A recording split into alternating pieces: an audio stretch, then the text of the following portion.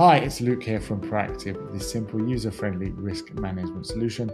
In this series of how to use videos, we've been looking at the different stages in order to set up your organization to get to this very point, which is to be able to submit a report.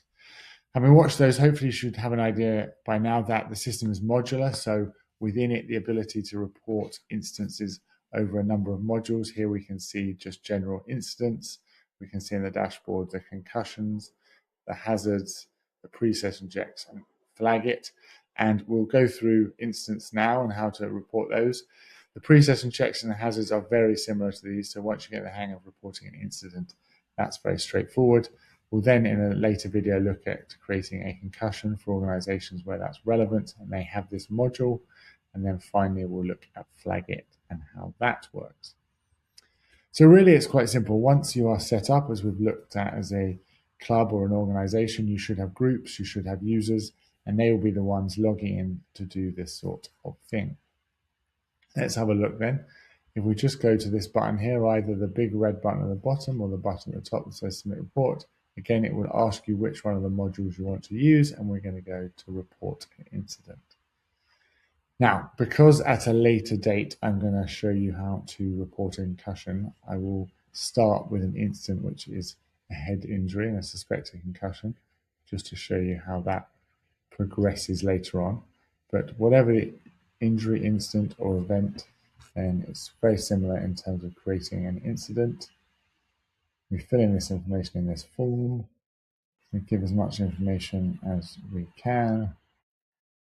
And in this case, we're reporting incident, but you can see from this list there's a number of other things that you might need to report if you're part of your organization. And as we looked at earlier, this is where the groups come in. So you need to then find the group that the individual, the incident is associated with.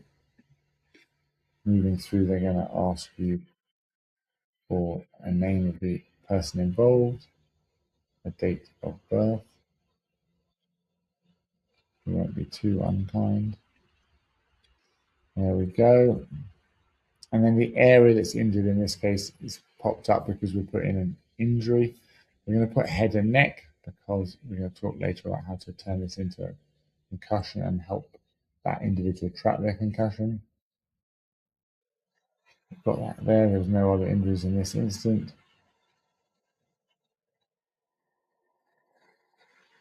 You can as well upload any media and an image of the incident if required. We're not going to do that here, but you can just for the records.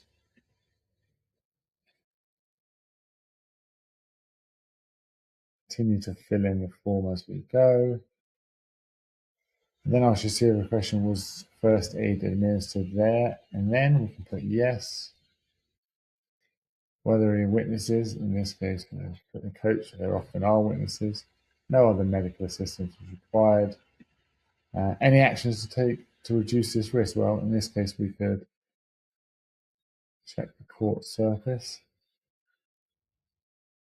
Was up to standard.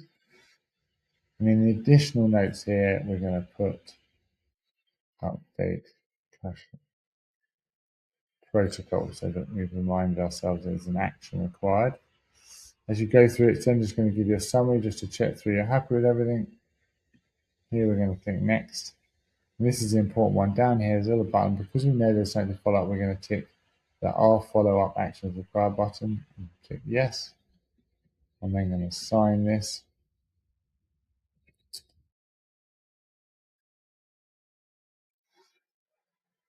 Put the notes for what needs to be done next.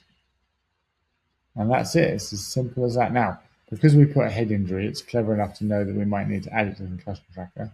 But for best protocol, we're not actually going to do that now. I think it's always best just to create a separate incident so it stands on its own.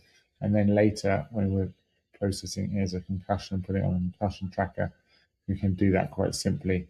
It just means that we've got an incident there securely added in. So that when we go back to our dashboard, there we go, we can see there is an action in the incident, and in this case, it's in a red column, so it needs something to be done. So there it is, and we can just click in that, and then we can scroll down and have a look. This is where you'll see, there we go, additional notes, update to concussion protocol. So we can pop back out. And you've just had a quick look at how easy it is to report an incident. In the future video, as I said, we'll look at how we can turn that into concussion. The final piece of the puzzle is when you've finished and made sure that the next stage has occurred, it's really simple just to go back into that report, switch off that the follow-up action has occurred, sign it, and then it will move into the green column, which you will see in a future video. You can also share these reports outside of the app if required, and I hope that's going to really make it easier for you to manage incidents and reports within your organisation. Hope you enjoyed the video and I look forward to seeing you in the next one.